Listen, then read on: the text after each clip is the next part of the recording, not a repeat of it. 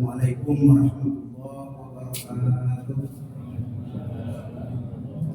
Bismillahirrahmanirrahim. Alhamdulillahirabbil alamin. Alladzi khalaqani wa yahdini walladzi huwa yuhyiini wa yumiitu wa idza maritu fa huwa yashfin walladzi yumituni tsumma yuhyiin.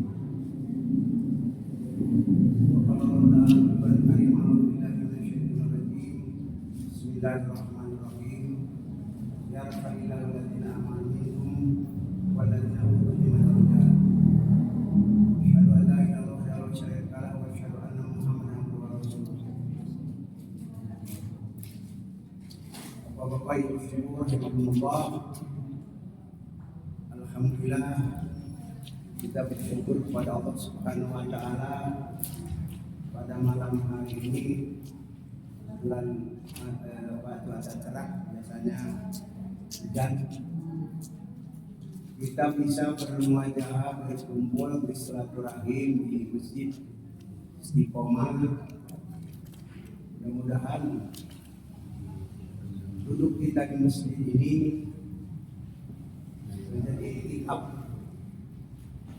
ibadah kepada Allah Subhanahu wa taala,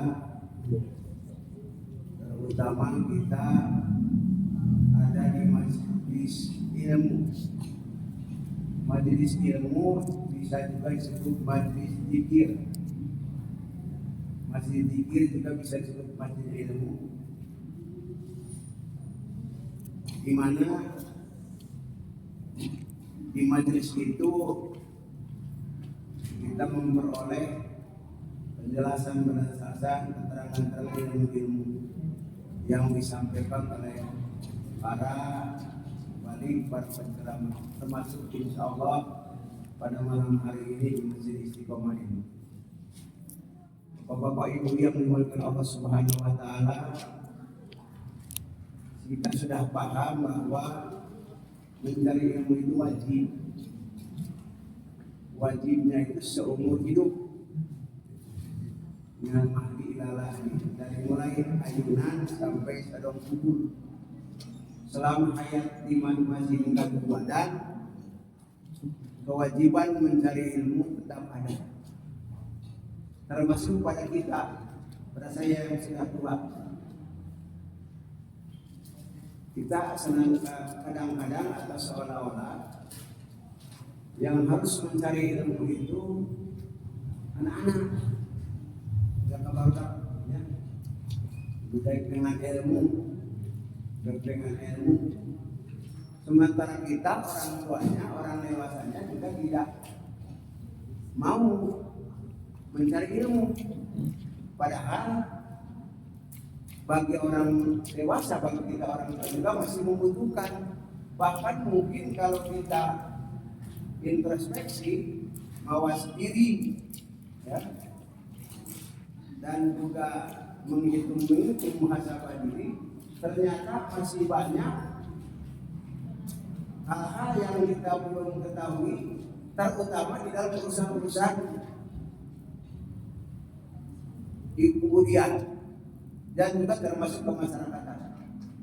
Oleh sebab itu maka bukan hanya anak-anak saja, tetapi juga bagi seluruh manusia selama hayat masih dikandung badan, dan mulai ayunan minal mahdi ilalah sampai ke sedang kubur, sampai mau ajal itu kewajiban mencari ilmu tetap ada. Bahkan saya sering sampaikan di majelis ini, terutama ilmu agama, artinya ilmu-ilmu untuk ya pengetahuan tentang agama itu hukumnya fardu ain. Ilmu tentang tafsir, ilmu tentang sholat, ibadah-ibadah makhluk itu fardu ain.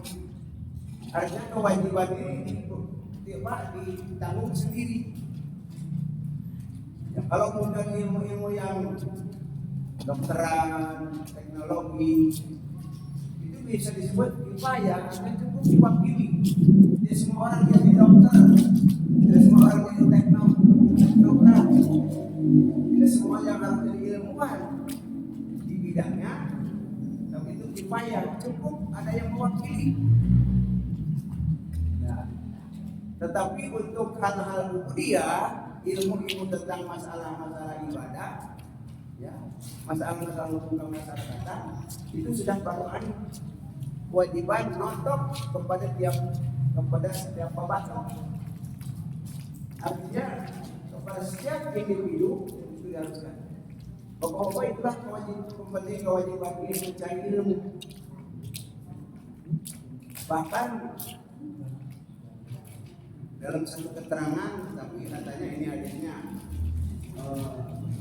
kan hadis bagus, bahwa setiap manusia bakal celaka kecuali orang yang berilmu. Orang yang berilmu juga masih celaka kecuali orang yang beramal. Yang beramal pun masih celaka kecuali yang beramal soleh. Yang beramal soleh pun masih juga celaka kecuali yang wajib yang kekal terus menerus. Nah ini walaupun ini hadisnya palsu, kata sebagian orang yang pernah baca, tetapi ini bagi kita bisa menjadi pelajaran bahwa setiap orang itu memang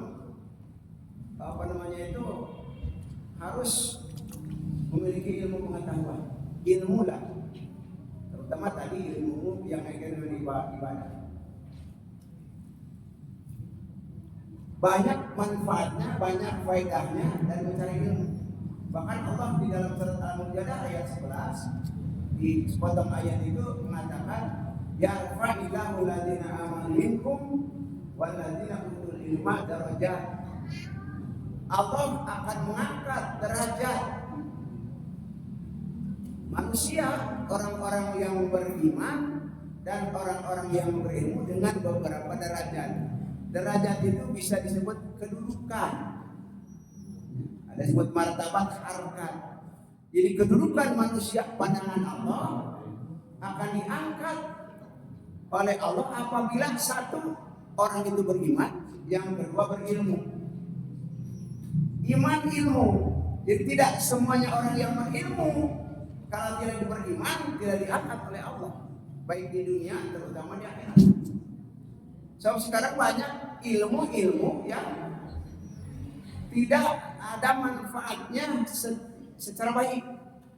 Bisa disebut bukan ilmu yang baik.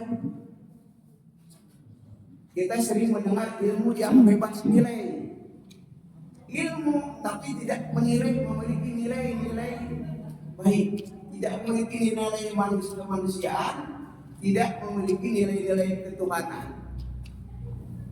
Itu disebut ilmu yang bebas nilai dan banyak berkembang di dunia. Banyak. Nah, sebagai contoh saja, hancurnya manusia-manusia di Palestina itu akibat ilmu, teknologi, ciptaan manusia, tetapi tidak bernilai. Yang bebas nilai apa? Nilai kemanusiaan dan nilai-nilai, apalagi nilai ketuhanan. Membunuh puluhan ribu orang, apa itu dibolehkan? Tidak ada dibolehkan sedikit pun di dalam ajaran Allah. Manusia itu diangkat oleh Allah.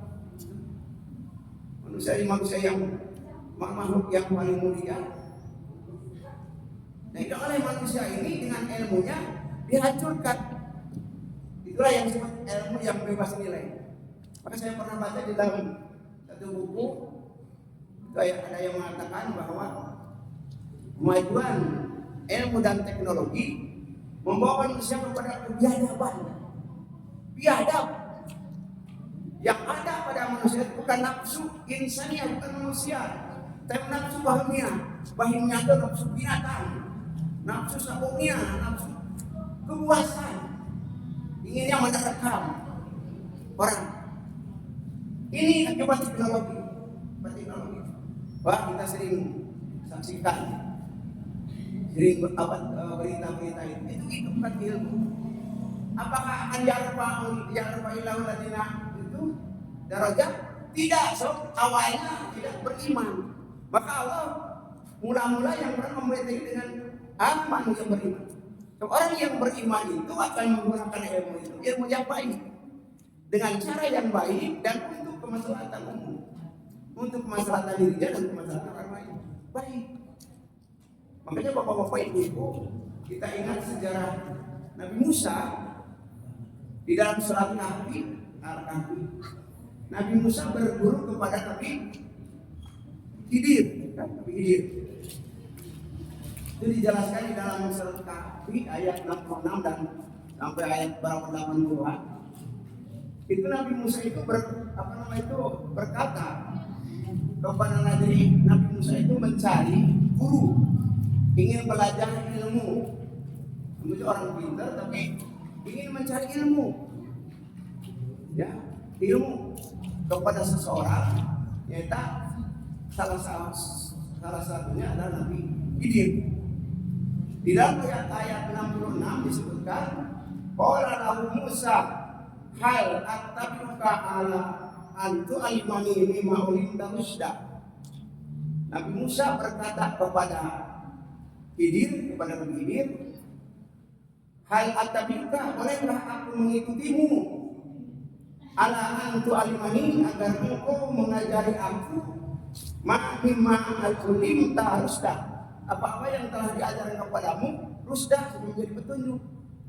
Jadi Nabi Musa ini ingin berguru, sudah ketemu nih dua orang ini dengan Nabi Khidir. Wahai Nabi Khidir, ingin bolehkah aku mengikutimu untuk belajar sesuatu yang Allah telah ajarkan kepadamu untuk menjadikan petunjuk.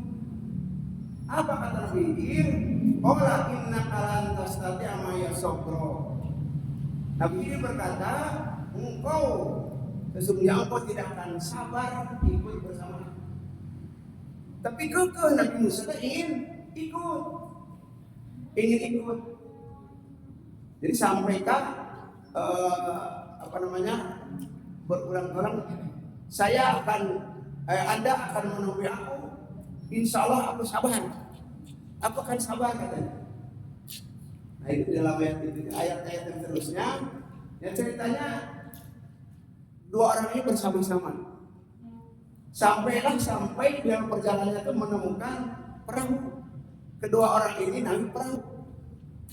Maka di awal itu sebelum kamu tidak akan sabar pada aku, tapi karena insya Allah Anda Nabi Khidir akan menemui aku, saya sabar.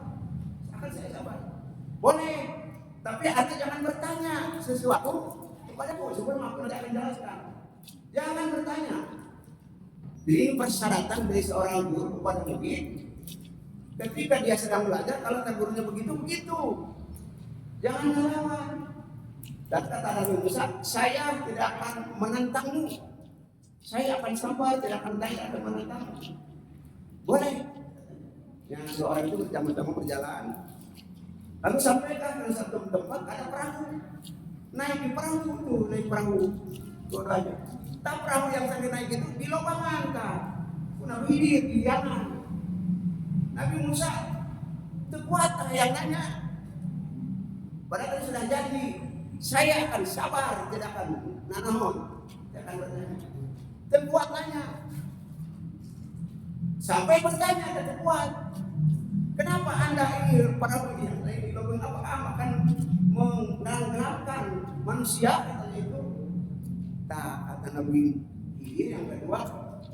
Tadi jawabannya sampai yang keduanya, lantas aina kalau sampai yang engkau tidak akan sabar dengan aku. Tapi kata Nabi Musa, yalah minta maaf saja lah, katanya saya kesalahan saya minta maaf. Ya sudah, terus maju lagi perjalanan sampailah menemukan seorang anak gulam, seorang anak pemuda. Jelaskan di antara itu anak pemuda yang kafir. Seorang anak yang tidak punya dosa oleh Nabi dia dibunuh. Tegar-tegar lagi Nabi Musa teh. Ayo nanya ya kunaon dia bisa budak itu dosa. Tenaon tengah bunuh deui. Tapi kata Nabi Khidir, Anda jangan bertanya. Jangan. Terus yang ketiga, terus melanjutkan perjalanan lagi. Lalu sampaikan di satu tempat ada satu penduduk. Yang penduduk itu ketika diminta untuk makanan, minuman itu tidak ada yang ngasih itu. Padahal dua-dua Nabi Musa sudah lapar. Nanti akan kita ketahui kenapa Nabi Musa lapar. Perjalanan tadi kan belum makan, belum minum. Tapi Nabi Khidir tenang-tenang saja, jak. Nabi Musa lapar, minta makan tidak yang ngasih. Tetapi di situ ada rumah yang mau roboh, rumah butut. Itu oleh Nabi Khidir, rumah yang butut itu di tempat itu dibangun, didirikan. Padahal orang-orang penduduknya medit, kikir, tidak mau beri makanan. Nabi Musa sudah tidak tidak lagi. Kalau sebuah pertanyaan tadi, pertanyaan ini, kalau aku bertanya lagi, sudah katanya saya tidak akan ikut lah, Anda jangan ikut kata. Ternyata pertanyaan ketiga ini bertanya terus, kenapa ini rumah dibangun? Padahal masyarakat di sekitar itu kikir, tidak mau ada yang memberi makanan, minuman. Nabi Musa sudah mau makan, mau minum, dalam apa? Dan kata Nabi Khidir, kalau begitu sudahlah kita berpisah sampai di sini saja. Ini sampai 3 kali, inna kalan tasata ma'isabur. Engkau tidak akan sabar ikut dengan aku. Walaupun kata Musa, insyaallah akan saya sabar. Saya akan, engkau akan mendapat yang sabar. Tak akhirnya sebelum berpisah, Nabi Musa, Nabi ini menjelaskan. Pertama tadi kenapa perahu yang kita temui saya bolongi, perahu ini adalah milik orang miskin, ya, milik orang miskin yang bekerja di laut, tapi di sana itu sudah ditunggu oleh penguasa yang zalim yang mau merebut kapal, mau merebut perahu. Maksud saya perahunya hancurkan katanya. Satu. Yang kedua, ada anak tadi saya bunuh. Anak pemuda ini adalah anak yang tidak baik, anak yang kufur. Orang tuanya orang yang solih, ahli ibadah. Saya khawatir nanti orang tuanya akan terbawa, akan pengaruh oleh anak yang dosa yang kafir ini. Dan saya berharap nanti bapaknya Allah akan mengganti orang anak yang soleh. Bahasa orang mah akan morok menurut saya. Begitu. Yang ketiga, kenapa saya bangun rumah daripada orangnya kikir-kikir? Karena itu katanya rumah ini adalah milik 2 anak miskin yang orang tuanya yang soleh. Nah di bawah rumah ini ada harta timbunan, harta kekayaan yang supaya nanti bisa dimiliki setelah orang 2 anak ini dewasa. Saya bangun rumah ini supaya anak-anak dimiliki di tempat oleh 2 anak ini yang di dalamnya ada harta simpanan, timbunan harta milik 2 harta yang soleh. Maka saya bangun. Nah, di dalam cerita itu kenapa itu Nabi Musa tidak mau sabar? Kenapa Nabi Khidir ini tidak lapar? Saya ceritakan Nabi Musa berada di alam lahir, Nabi Khidir berada di alam batin. Jadi Nabi Musa mah di dunia pasti lapar, pasti sabar, karena Nabi Khidir mah sudah berada di dalam alam lahir, alam batin. Jadi sudah tidak ada di alam dunia, jadi tidak lapar, tahu sesuatu. Tapi ini pelajaran bahwa orang itu ingin mencari ilmu, mencari tahu. Contohnya seperti Nabi Musa, kemana saja itu dikejar, dicari guru. Antara lain yaitu Nabi Khidir dicari mencari ilmu. Tapi kata Nabi Khidir, syarat-syarat ilmu itu harus taat patuh kepada guru. Jangan bertanya, jangan melawan. Perhatikan saja dahulu. Nah, oleh Nabi Musa itu dilanggar aturan-aturan itu. Makanya pelajaran bagi kita, ketika kita mencari ilmu itu, apa yang disebut oleh guru ini perhatikan. Nanti suatu saat guru akan menjelaskan itu. Kan beda sekarang di mana-mana ada. Kayak guru di mana kain nama nerangkan jadi guru teh. Karena jelaskan langsung dibantah. Padahal Nabi ini menjarakkan Allah mengajarkan melalui Nabi ini kepada Nabi Musa. Sampaikan satu dahulu, sebelumnya ada janji nanti saya akan menerangkannya.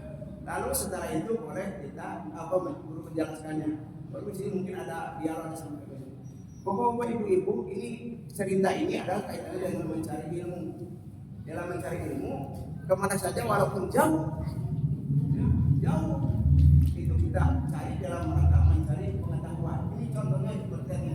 Nabi Musa itu orang nabi yang pintar, tapi ada kelebihannya seperti tadi itu, banyak bertanya malah melakukan dan kurang sabaran di dalam mencari ilmu. Bapak Ibu yang dimuliakan oleh Subhanahu wa Ta'ala, maka di dalam kesempatan ini saya ingin menyampaikan keutamaan menghadiri majelis taklim, majelis zikir semacam ini. Yang pertama adalah pahala besar bagi yang mendatangi majelis taklim untuk menuntut ilmu. Dalam sabda Rasulullah SAW, man qada dalam masjid la yuridu illa ayat ta'allama khairan aw yu'allimahu kana lahu ka'ajri hajin ta'amman hajjatu. Siapa orang yang pergi ke masjid istiqomah, la yuridu illa ayat ta'allama, tidak ada maksud lain kecuali untuk belajar kebaikan, belajar ilmu kebaikan, atau mengajarkannya, karena lahu ka'ajri hajin, maka baginya seperti pahala orang berhaji taman sempurna hajatu haji, yang hajinya sempurna. Jadi ketika kita menghadiri majelis taklim seperti ini, tidak ada tujuan yang lain kecuali mencari kebaikan dan ilmu. Ilmu itu untuk kebaikan, untuk ibadah. Nah, maka pahalanya seperti orang yang beribadah haji, yang haji yang sempurna. Jadi kalau kita ingin seperti ibadah haji, ya datang ke majelis taklim. Majelis taklim jadi selain i'tikaf, selain mendengarkan ngaji, juga ibadah itu. Apa pahala itu? Pahala dari Allah Subhanahu wa Ta'ala. Jadi siapa saja yang terutama tadi, sebab ini ada terutama untuk ilmu-ilmu yang ada kaitannya dengan masalah ibadah, masalah agama. Kalau kita ya kan ada ini ilmu itu sebetulnya satu, ilmu Allah. Hanya ada sekarang kita tahu ada ilmu pengetahuan umum, ada pengetahuan agama. Pada sama itu satu, ilmu Allah namanya. Hanya ini kaitan masalah ilmu-ilmu yang ada dengan masalah agama, ilmu tafsir, ilmu hadis, ilmu Al-Quran, dan itu ilmu tentang agama itu. Tadi saya katakan untuk mendalamnya itu berupaya. Ya. Tapi untuk ibadahnya, ibadah itu masalah lain. Nah itu ilmu ada yang ilmu yang kaitannya dengan masalah tadi ulama. Makanya disebut ahlinya disebut ulama. Tapi kalau ilmu pengetahuan tadi ahli disebut ilmuwan. Ahli di bidang ilmu pengetahuan umum, ahli teknologi. Misalnya dulu waktu Islam sedang berjaya, Daulah Abbasiyah, berkembangnya Islam itu di Daulah Abbasiyah zaman Harun al-Rashid di Baghdad, itu pusat pengetahuan itu berpusat di Baghdad. Itu tidak ada ilmu umum, tidak ada ini ya, tidak ada ilmu agama, ilmu itu. Bahkan ilmu yang dipelajari di barat dan sejarah ya, itu berasal dari Baghdad dulu. Ya. Seperti apa aljabar, ya, ilmu teknologi, ya. Ilmu seni segala macam itu bersumbernya dari Baghdad, dari Islam. Ya. Bahkan ketika perang salib, ya, akhir kejayaan Islam, maka runtuhlah kejayaan Islam. Nah buku-bukunya katanya kitab-kitabnya yang berisi tentang masalah-masalah tadi, ilmu pengetahuan, ilmu tentang teknologi segala macam, itu semuanya semua buku itu dibakar, perpustakaan dibakar, ya, oleh tentara salib. Nah yang bagus-bagusnya ilmu kedokteran, ilmu tentang teknologi itu mereka ambil, lalu dibawa ke negara Eropa, maka muncullah ahli-ahli ilmu pengetahuan itu di Eropa, di Jerman, di Perancis, di mana. Padahal itu sumber pokoknya dari sampai di dalam sejarah saya baca di dalam bukunya, saking banyaknya buku adu didulu yang dibakar di Baghdad, perusahaan Baghdad itu karena Islam kalah itu, maka airnya di sungai Furat itu sampai hitam. Air sana beroleh abu buku kitab. Nah yang bagusnya dibawa ke mereka itu. Seperti Ibnu Sina, Ibnu kan, terus Al-Jabar, banyak itu semua. Nah, disitulah mulai berkembang ilmu pengetahuan umum berasal dari Barat, Islam dari Timur. Maka ada dikotomi ilmu pengetahuan dan ilmu agama. Ilmu agama di Timur Tengah, Mesir, ya. Ilmu teknologi ilmu pengetahuan Barat. Tadi nama padahal kejayaan Islam satu ilmu Allah Subhanahu wa taala. Sekarang akhirnya begini jadi berkembangnya. Jadi ilmu pengetahuan umum dan ilmu agama. Dan sekarang kalau mau ada agama ke Timur Tengah ya, Mesir, Jordan gitu. Mata ilmu umum, ya teknologi Barat. Sekarang kan begitu. Bapak-bapak ibu-ibu yang dimuliakan Allah Subhanahu wa taala, jadi ini begitu pahalanya dari Allah sebagai kita yang hadir di majelis dalam semacam ini ya, di masjid. Yang kedua, dimudahkan jalan menuju surga Allah. Kata Rasulullah, man salaka thariqan yaltamisu fihi ilman, sahalallahu lahu thariqan ilal jannah. Barang siapa yang menempuh suatu jalan, ya yaltamisu fihi ilman, untuk mencari ilmu, sahalallahu lahu thariqan ilal jannah, maka Allah akan memudahkan untuknya jalan menuju surga. Nah, jadi memang bisa jadi. Kenapa? Sebab menuju surga itu kan melalui amal soleh, melalui ibadah. Ibadah itu kan harus pakai ilmu. Sholat tidak akan jadi sholat kalau tidak pakai ilmu sholat. Zakat, saum tidak akan jadi ibadah kalau tidak pakai ilmu. Makanya pantas orang yang menempuh suatu jalan untuk mencari ilmu, maka Allah akan memudahkan jalan menuju surga. Jadi begitu. Ya, jadi kalau amal ibadah kita tidak memakai ilmu, maka itu tidak akan diterima oleh Allah Subhanahu wa taala. Kenapa? Ibadah saja lah, contohnya sholat misalnya ya. Kan ada ilmunya dijelaskan di dalam hadis Rasul. Nah, kita harus mengikuti itu contoh yang dijelaskan oleh hadis Rasul. Ya. Itu ilmunya namanya itu ilmu. Jadi perintah Allah lalu dipraktekkan oleh Rasul. Nah ilmunya itu situ. Kalau tidak cocok dengan contoh dengan ilmunya, ya itu tidak akan diterima. Itu contoh yang paling gampang. Yang lainnya apalagi itu. Dan kita menyadari bapak-bapak ibu, ilmu Islam yang begitu luas dalam Al-Quran, yang kadang-kadang yang kita laksanakan di dalam kehidupan kita pada umumnya, dan terbatas karena masalah-masalah ibadah. Masalah-masalah ibadah. Masalah yang lainnya belum dilaksanakan, belum diamalkan, bahkan belum dipelajari.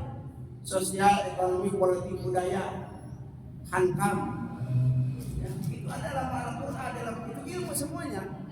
Dalam Al-Quran dan dikembangkan oleh tafsir dan hadis itu.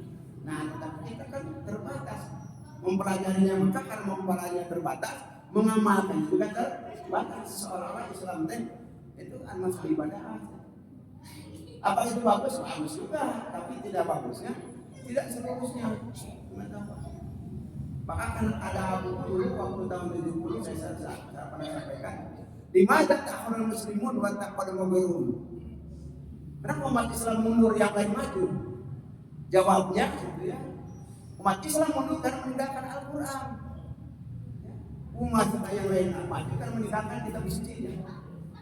Nah, kita sajalah Al-Quran ditinggalkan, dan di situ adalah ilmu untuk kehidupan manusia, bukan hanya ibadah.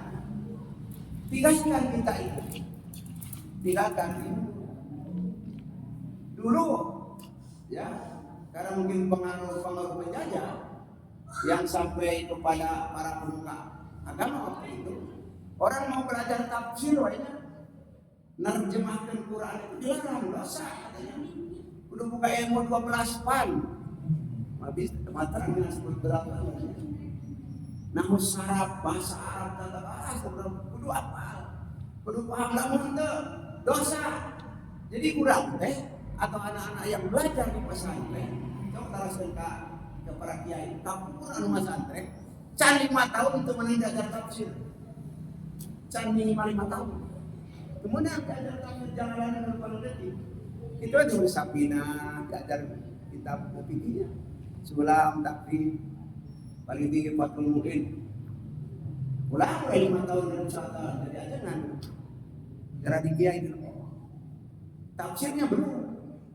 Kenapa Sabtani harus belajar ilmu yang mumpuni, yang 12 pan baru? Itu pengaruh-pengaruh ya, dari pengajar-pengaruh penjajah supaya apa? Supaya umat Islam tidak tahu istilah Al-Quran, tidak belajar begitu. Sehingga memang tak pantas itu. Al-Quran itu memang betul kitab suci, betul harus diagungkan, tapi ya itu tadi diajarnya itu karena dibatasi. Ada seorang profesor namanya Profesor Nurpronya, itu yang yang belajar bahasa Arab ke Mekah, itu di Masantren di Mekah, berapa tahun dia belajar bahasa Arab, belajar Quran, tafsir segala rupa, karena jadi Abdul Ghafur supaya bisa masuk ke Mekah, karena jadi Abdul Ghafur padahal seluruh programnya. Nah ini sudah bisa bahasa Arab, bisa tafsir segala macam, diutus oleh tentara Hindia Belanda ke Asia, termasuk ke Asia Timur dan ke Indonesia. Namun tujuannya ternyata supaya tetap menyebarkan ajaran-ajaran yang supaya bertentangan dengan Al-Quran. Tapi itu bahasa Arab gitu, bahasa Arab. Hingga sepertinya contohnya saya sampaikannya. Nah gitu. Anak di dalam marati jamilah ibadah, melihat wanita cantik ibadah, itu bahasa Arab. Itu dianggap di ala ajaran atau hadis bahasa Arab. Padahal itu dari politik Belanda yang ditulis oleh seluruh Norwegia yang betul bahasa Arab. Nah itu contohnya. Jadi sehingga sampai hari ini ya itulah hasilnya ilmu yang dari Al-Quran itu kita kurang begitu memulgarinya. Mudah-mudahan sekarang akan bangkit pesantren yang terus selain hafal tapi itu kan mengamalkan. Kalau kata Ali Hidayat itu bukan hanya membaca, tapi yang penting memahaminya dulu lalu mengamalkan. Yang ketiga, jadi ya ini dari dalam masuk surga, pertama Allah akan memudahkan masuk surga untuk orang yang menuntut ilmu yang baik, ilmu yang tidak jadi ilmu apa sih yang amalia, amal yang ilmiah. Jadi ilmu tadi amalkan, amal berdasarkan ilmu amalia, amal ilmiah. Berilmu diamalkan, amal harus pakai ilmu. Lalu yang keduanya, Allah akan memudahkan baginya jalan ke surga bagi pada hari kiamat ketika melewati siratal mustaqim. Nah itu yang kedua. Insyaallah jika kita nanti akan melewati siratal mustaqim, Allah akan memudahkan kalau kita memiliki ilmu yang kita cari di majlis tadi. Yang ketiga, diampuni dosanya oleh Allah. Jadi ma ja'ala qaumun yadhkuruna Allah Ta'ala fayakumuna hatta yuqala lahum qumu qad ghafara lakum dzunubakum wa badalat syai'an hasanat. Jadi tidak duduk seseorang kaum seperti ini, bangsa dan kaumnya kelompok yang turun Allah kemudian dia mengingat Allah, ya, mengingat Allah Ta'ala banyak kumuna. Nah, jadi artinya duduk mengingat Allah itu di majlis taklim, zikir, lalu belajar ilmu, lalu banyak kumuna kemudian berdiri mereka hatta hatta yuqala sampai dikatakan kepada mereka, pada orang-orang yang duduk di majelis taklim itu, kata malaikat, "Kumu, berilah kamu. Qad ghafarallahu lakum dzunubakum." Sungguh Allah telah mengampuni dosa-dosamu. Dosa-dosamu badalan saya antum hasanat, dan mengganti amal keburukanmu hasanat dengan amal kebaikan. Itu pahala bagi orang yang datang ke majelis taklim. Jadi kata malaikat, berdirilah. Ya, setelah kita duduk, lalu majelis taklim mendengarkan majelis taklim, akan mencari ilmu, kemudian kata malaikat, berdirilah. Qad ghafara lakum dzunubakum wa badalan sayyi'atikum hasanat. Berdirilah, sungguh telah kamu asrah ada ampuni asrah, sungguh telah mengampuni. Allah telah mengampuni pada dosa-dosamu dan telah mengganti kesalahan-kesalahan dengan kebaikan ini. Nah, ini pahala untuk orang yang datang. Kemudian majelis ilmu itu termasuk majelis zikir. Bagaimana dalam itu apa? Sebagai taman surga di dunia. Taman surga di dunia. Ya. Nah, ini juga sabda Rasul yang dari Anas bin Malik. Idza marartum bi riyadil jannah fartamu qalu wa ma yadil jannah qala qila dzikri. Jika kamu melewati taman surga, maka singgahlah dengan tenang, dengan senang. Jika lalu para sahabat para sahabat bertanya, wa ma yadil jannah, apa yang dimaksud dengan taman-taman surga? Qala Rasulullah menjawab, qila dzikri. Jadi khalaqah itu kelompok zikir yang di dalamnya majelis taklim. Di dalamnya ada orang yang sedang belajar ilmu. Jadi begitu orang yang ketika kita di majelis pengajian ada ketika lewat ketika di masjid Istiqomah ada pengajian, ada majelis zikir, ada majelis taklim, coba duduk dengan senang, ya, singgah dengan senang, kemudian seperti di Riyadul Jannah, taman-taman surga. Apa itu taman surga? Kata Rasulullah, kalau berzikir khalaqah itu kelompok zikir, kelompok yang ada di majelis taklim. Jadi ini banyak sekali keutamaan. Yang terakhir saya sampaikan, malaikat akan menaungi para penuntut ilmu sebab dengan sayapnya. Rasulullah bersabda, wa innal malaikata la tadu ajrina taha bitolibil ilmi ridon bima yasna'u. Dan sesungguhnya para malaikat, para malaikat la tadu para malaikat pasti akan meletakkan ajtinataha, sayap-sayapnya dari malaikat ditolak itu orang yang mencari ilmu, ridon dengan ridonnya bima yasna'u, dengan apa yang sudah dilakukan. Jadi orang yang dalam mencari ilmu itu akan dinaungi oleh sayap-sayap malaikat. Jadi ini janji-janji manfaat bagi orang-orang yang datang di majelis taklim. Oleh sebab itu saya mengimbau Bapak Ibu, ketika ada waktu tidak hujan, akhirnya ada kesempatan di ada pengajian di mana saja, khususnya di Istiqomah. Kalau misalkan setelah pada maghrib duduk saja dulu di masjid taklim, pahala-pahalanya tadi sudah kebenaran.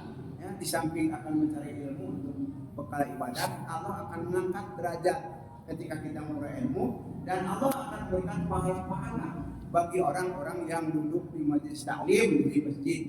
Dan juga yang terakhir akan diberikan ketenangan batin, akan dikelilingi oleh malaikat rahmat, dan akan diberikan kasih sayang Allah Subhanahu wa taala. Mudah-mudahan sekali lagi kita senantiasa terus menerus di dalam rangka mencari memperoleh ilmu, terutama sekali lagi ilmu yang bagi orang-orang yang tidak doa, hanya itu masalah ibadah rumah, sholat kita supaya baik bagus, bagaimana muamalah kita supaya baik. Nah, itulah harus berdasarkan keterangan-keterangan pengetahuan. Jadi ingat, terutama dalam ibadah ini kan urusan ibadah kembali kepada Allah, kepadaku kata Rasul. Dari kalau urusan muamalah silahkan, ya silahkan. Antum lebih alam, antum kamu lebih tahu urusan. Tapi urusan ibadah kepadaku, artinya tanya ilmu yang ada di dalam keterangan-keterangan itu. Ibadah itu bisa videonan, bisa suka uji coba, tidak bisa ibadah harus ini jelasnya, perintahnya, ini contohnya, ini contoh perintahnya, ini contohnya. Bilang mungkin bahwa ini tujuan yang saya sampaikan, ada lain ini kita sama-sama belajar meningkatkan kualitas ibadah kita kepada Allah Subhanahu Wa Taala. Insya Allah kita menjadi orang-orang yang diridhoi oleh Allah Subhanahu Wa Taala dan menjadi orang-orang yang muttaqin. Mudah-mudahan Rabbana amanah Rabbana benar Rabbana zalamna anfusana wa illam taghfir lana Rabbana atina fid dunya hasanah wa fil akhirati hasanah benar walhamdulillahirabbil alamin. Assalamualaikum warahmatullahi wabarakatuh.